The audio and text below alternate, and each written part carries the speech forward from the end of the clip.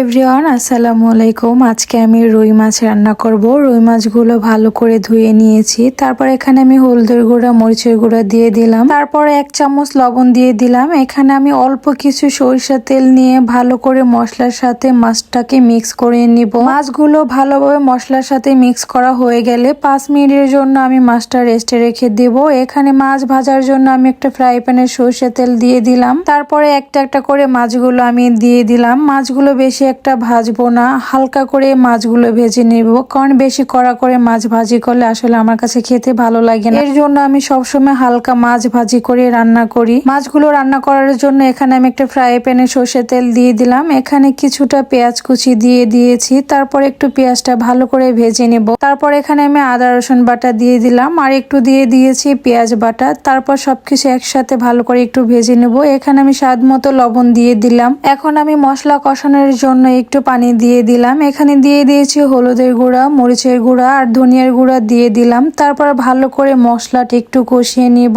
মশলাটা ভালো করে কষানো হয়ে গেছে। এখন আমি ঝোলের জন্য 1 কাপ পানি দিয়ে দিব। পানিটা ফুটে গেলে এখানে আমি এক এক করে সব মাছগুলো দিয়ে দিব। তারপরে আমি 10 থেকে 15 মিনিট মাছটা রান্না করে নিব। এই তো আমার মাছটা রান্না করা হয়ে গেছে। তারপরে এখানে আমি অল্প কিছু ধনিয়া পাতা দিয়ে দিয়েছি, কারণ ধনিয়া পাতা দিলে মাছের টেস্ট আরো বেড়ে যায়। আজকের ভিডিওটি এই পর্যন্ত। সবাই কমেন্ট করে জানাবে কেমন হয়েছে। আবারও দেখা হচ্ছে তোমাদের সাথে নেক্সট ভিডিওতে। সবাই ভালো থাকবে। আল্লাহ হাফেজ।